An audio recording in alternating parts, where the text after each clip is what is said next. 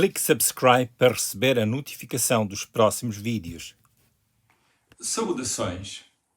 Qual a fonte segura e que nos informa e pelo qual alcançamos a substância que dê poder às nossas palavras?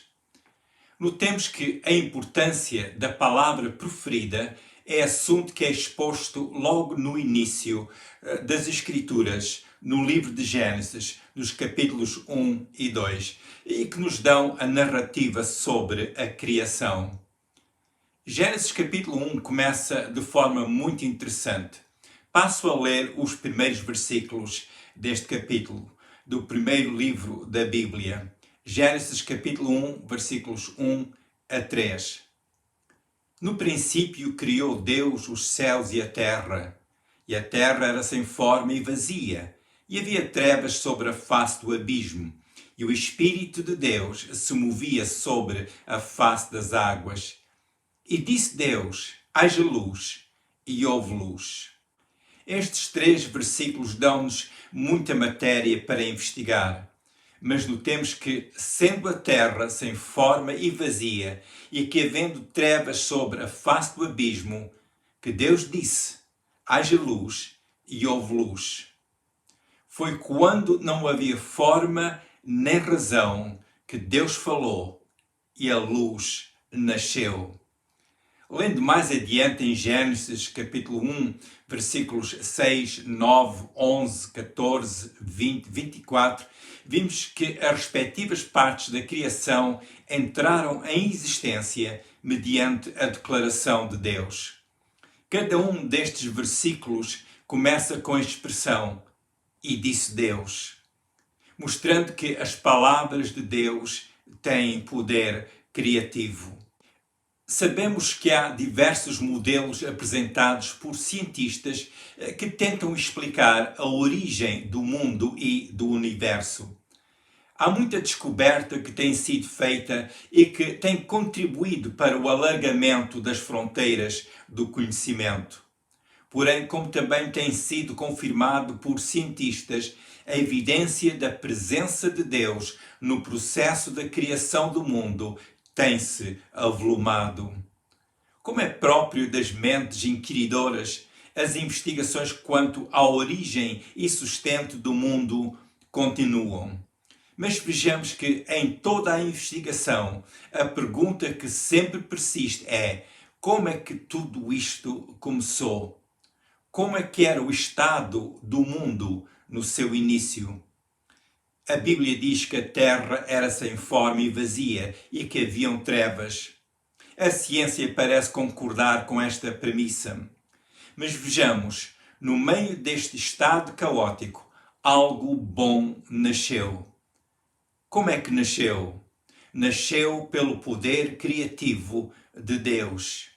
E no início deste processo criativo estava a declaração de Deus. Deus falou e algo aconteceu.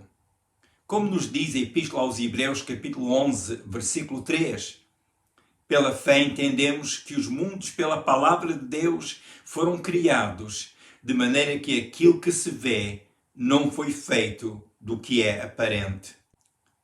O vocábulo palavra, neste versículo que lemos, referente à palavra de Deus no texto grego, língua em que foi originalmente escrita a maior parte do Novo Testamento, é o termo rema. A característica desta palavra no grego é interessante. Significa palavra falada ou palavra declarada, aquilo que é dito. Deus falou e pelo seu poder, pelo poder da sua palavra, os mundos foram criados. É o que diz este versículo. Quando não havia luz, Deus falou e houve luz. Estamos numa época em que realmente há muita falta de luz. A confusão nos mais diversos setores da vida humana persiste. E nesta situação, o que nos faz muita falta é a luz. Sabemos que para Deus nada é impossível. Para Deus não há limitações quanto ao seu poder, nem quanto à sua sabedoria. Mas quanto ao ser humano, sabemos que um fator constante são as suas limitações, as suas muitas limitações. Como pode o ser mortal, tão limitado no conhecimento, na sabedoria e tão imperfeito nas suas obras, ser um instrumento de mudança para o bem mediante a expressão das suas palavras? Vejamos o princípio da fala criativa ou de palavras criativas.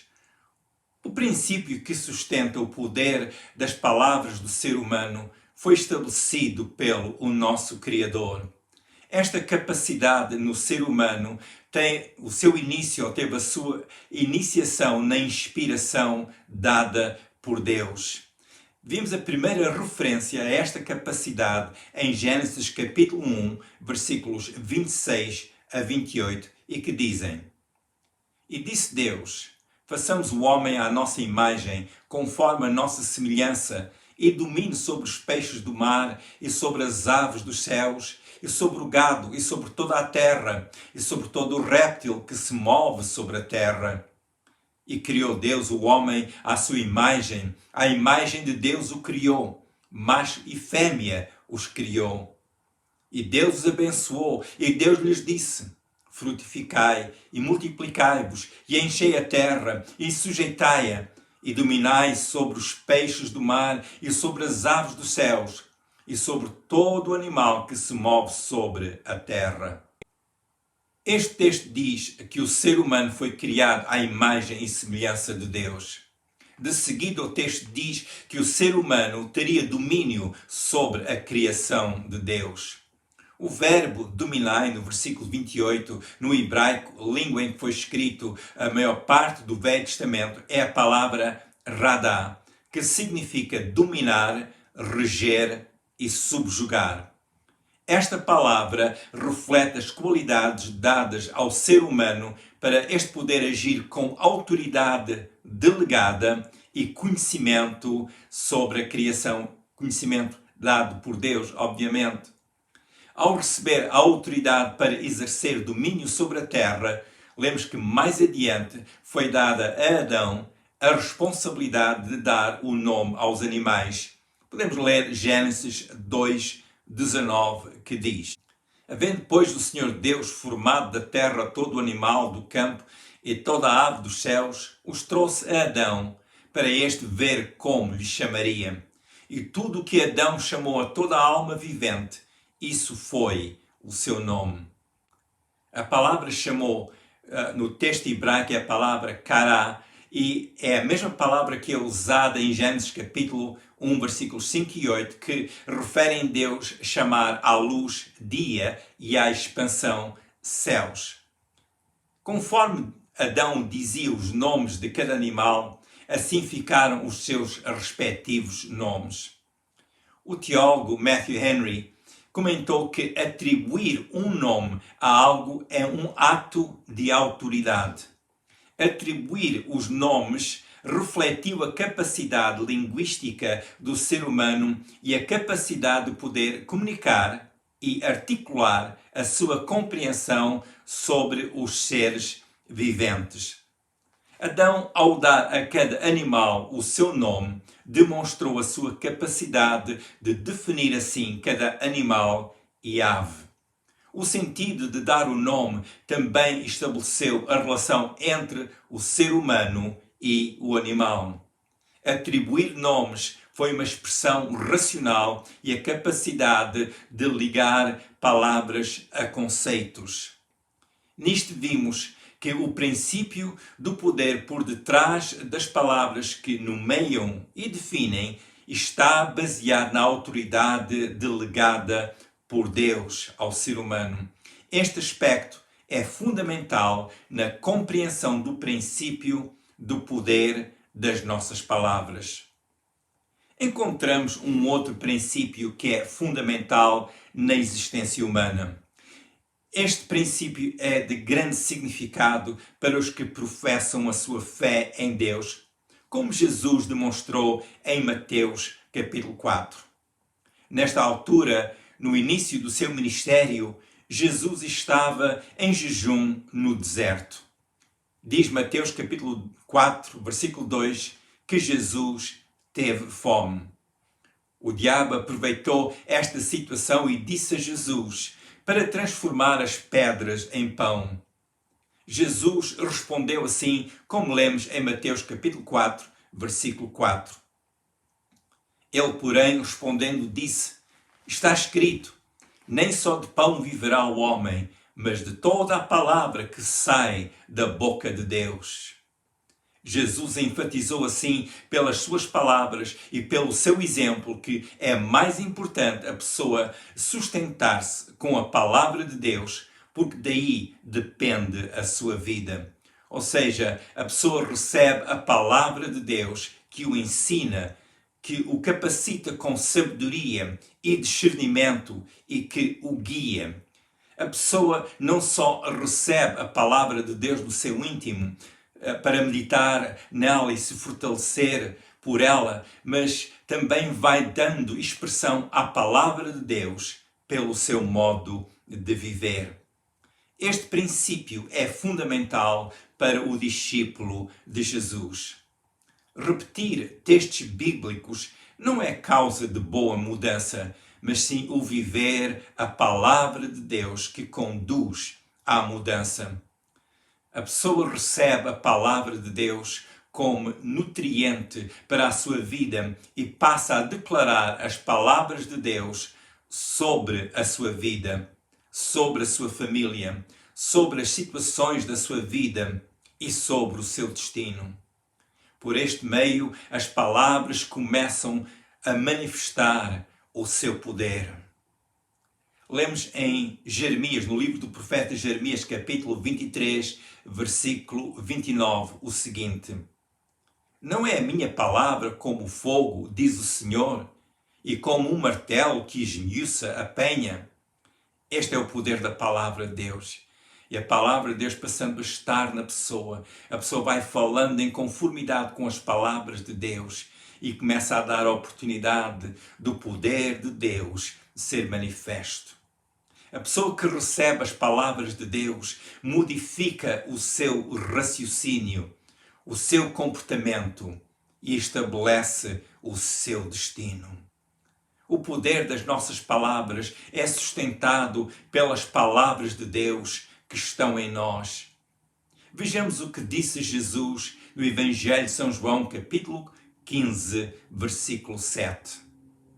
Se vós estiverdes em mim e as minhas palavras permanecerem em vós, pedi o que quiserdes e vos será feito.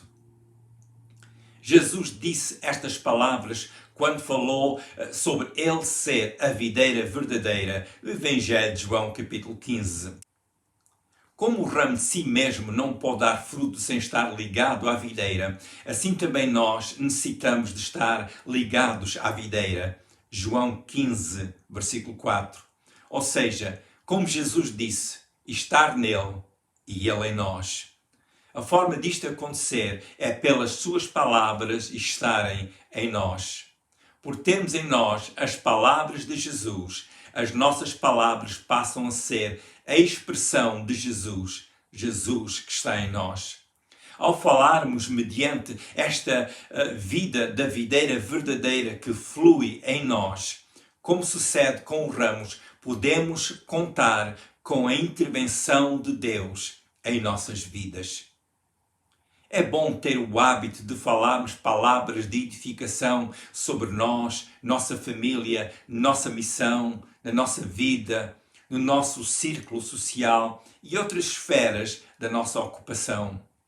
E, em especial, neste tempo presente, estando a enfrentar tanto transtorno, torna-se ainda mais necessário que as nossas palavras sejam portadoras de bênção, de ânimo e de estímulo para a vida e para aqueles que nos rodeiam. Isto é muito mais do que ser positivos nas nossas palavras. Também não é uma questão de estar a repetir frases de inspiração bíblica, pensando que estas palavras venham a ser cumpridas ou que o nosso ambiente mude. Antes, é um princípio bíblico. E o princípio bíblico é ser povo de Deus, como nos ensina 1 Pedro capítulo 2, versículos 9 e 10. para as pessoas que gostam de ler a Bíblia e ir investigar as passagens bíblicas, leia este trecho, 1 de Pedro, capítulo 2, versículos 9 e 10, porque aí é declarado quem são os filhos de Deus, qual é a sua missão, a sua função, e fala lá sobre anunciar as virtudes de Deus. E o princípio contido nesta passagem é o princípio da pessoa ser de Deus, ser povo de Deus. E que por ter recebido a misericórdia de Deus, então pode anunciar as grandezas de Deus para com o ser humano. Ou seja, porque é algo em Deus, povo de Deus, sacerdócio santo, essa pessoa tem uma virtude, tem uma capacidade de falar sobre as grandezas de Deus. E este é o princípio de viver a realidade que Deus nos dá através de Jesus, e de buscar a Deus e de proferir palavras, dizer palavras que nascem da formação que se realiza mediante a comunhão com Deus e pelo ensino das Escrituras. Ou seja, a pessoa que vai tendo comunhão com Deus, vai lendo a sua palavra, a pessoa vai se desenvolvendo espiritualmente e algo começa a acontecer no seu vocabulário.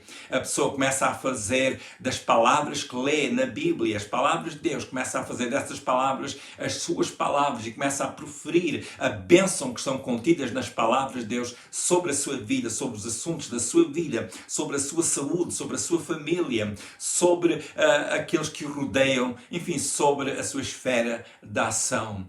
E isto é importante porque as nossas palavras têm uma fonte.